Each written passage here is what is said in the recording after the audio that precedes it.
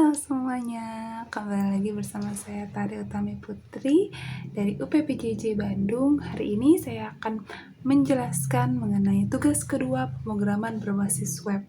Selamat menyaksikan. Oke, baik. Jadi kita melihat dulu soalnya. Tujuan praktikumnya itu mahasiswa mampu mengimplementasikan konsep sistem pengorganisasian kode JavaScript Framework Vue.js untuk membangun antarmuka dan alur interaktif dari aplikasi pemesanan bahan ajar Sita untuk sistem kebutuhan proses pemesanan dan distribusi bahan ajar di UT. Ini sudah ada, nah kita akan lanjut ke soalnya ya. Kita akan diminta melanjutkan tugas pertama sebenarnya, mengembangkan tugas yang pertama, yang dimana sekarang kita akan berfokus untuk website berbasis Vue.js sebagai framework. Nah, lalu ada juga dummy data yang dilampirkan ya, ini dummy datanya.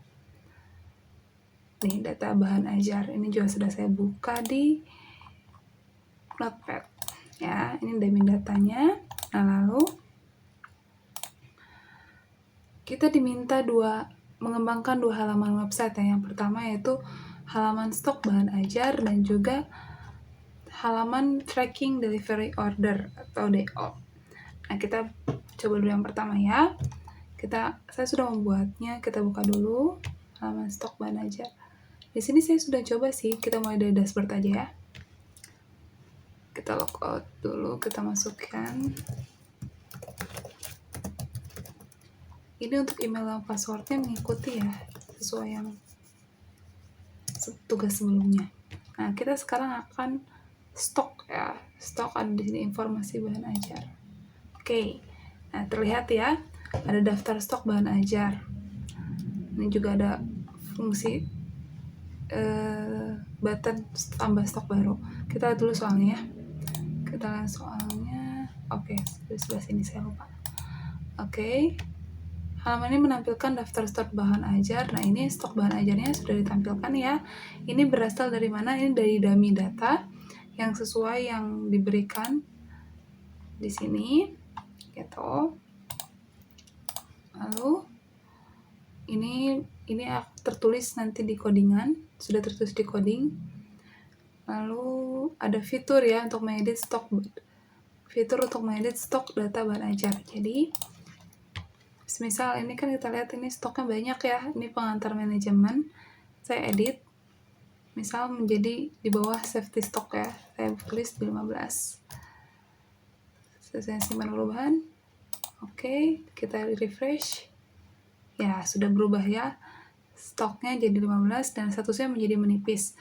Nah, semisal saya juga mau merubah ini visip ya, saya ubah stoknya sekarang 2 yang menipis, saya edit, stoknya jadi habis, jadi 0, simpan perubahan, oke, di refresh lagi, dan jadi berubah status, jadi kosong, sesuai seperti yang diminta oleh soal. Nah, lalu ada juga fitur filter and sort data stock. Ini bisa. Ini bisa filter. Ini saya pakai drop down list ya. Jadi misal saya mau ngambil semua UT daerah, diurutkan berdasarkan judul. Nah, ini saya buat dari 2 jadi ascending atau descending. Dari A, Z, kecil ke besar, atau dari Z ke A, besar ke kecil. Ini kayak A, Z. Ya, dimulai dengan B. A ke Z ya. Nah, lalu descending dari besar ke kecil. Ini berdasarkan judul. Oke, ini kalau misalkan berdasarkan jumlah stok. Yang dari paling kecil ke besar, yang paling atas tentu saja stok yang 0, yang kosong.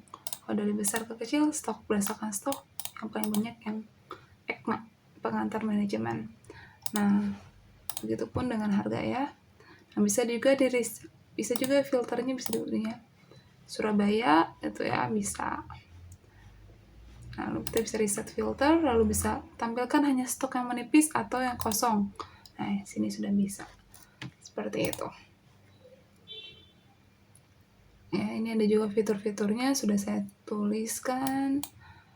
Gitu. Fitur untuk menambahkan data bahan ajar baru melalui formulir kecil dan melakukan validasi sederhana untuk setiap data field. Kita coba ya, tambah stok baru.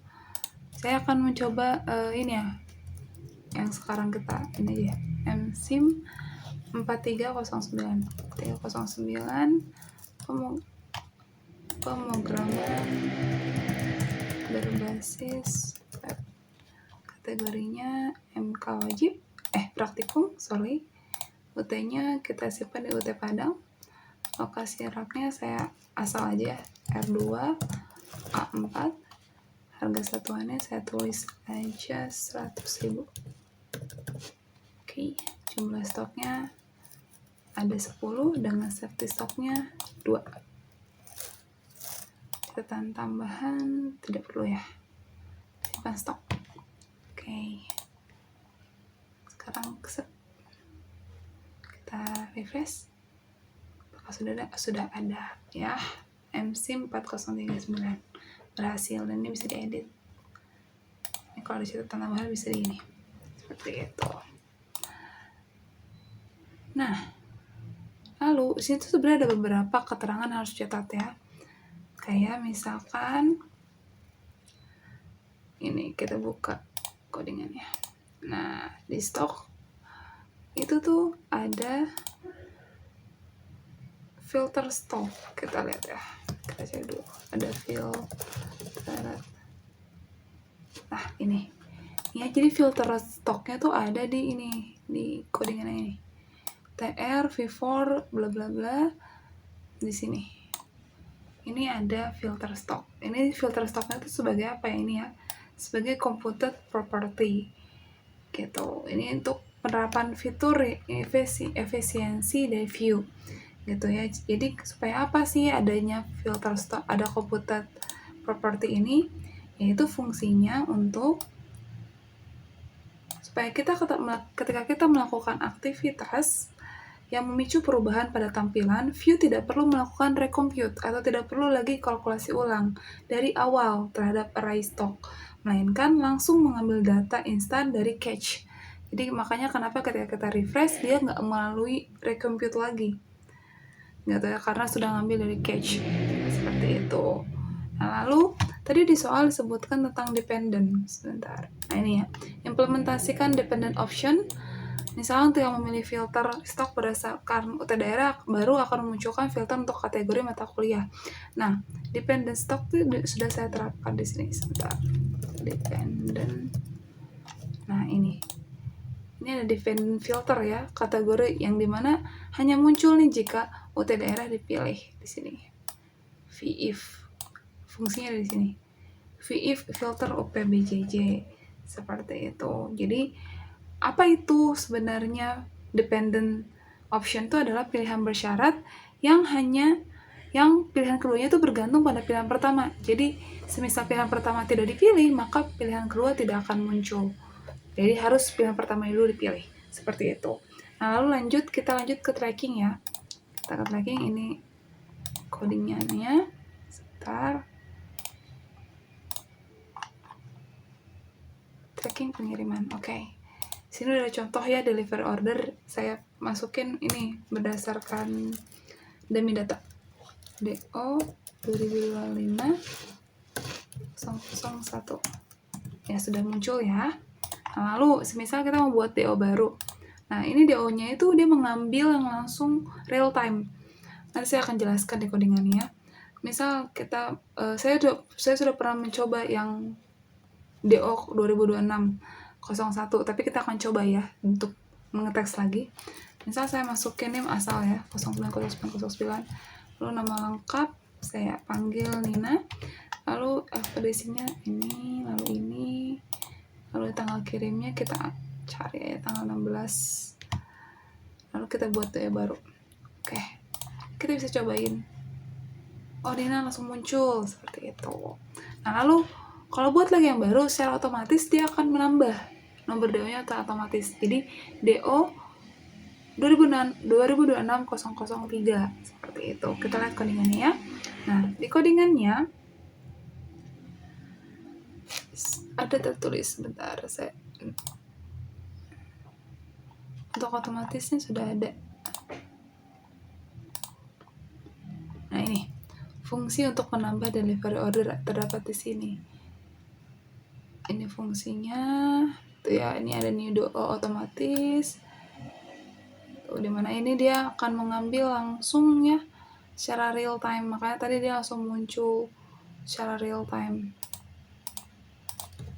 Saya tulis nih ya, tidak tulis udah. Seperti itu. Nah ini dia ngambil date, oh ya. Nah ini dia. Nah ini fungsi date. Ini adalah input nih ya, input type date, yaitu ya ID do. Ini adalah fungsi date untuk mengambil local time. Jadi yang hari ini terlaksana tanggalnya itu dia langsung update. Makanya kenapa tadi langsung update ke tanggal hari ini ya. Tanggal hari saya mengambil tag video di tanggal 24 Mei. Seperti itu. Oke, ya ini masih diproses statusnya. Oke. Baik. Kita logout. Baik. Sekian penjelasan dari saya. Semoga bermanfaat bagi teman-teman yang membutuhkan. Terima kasih. Sampai jumpa.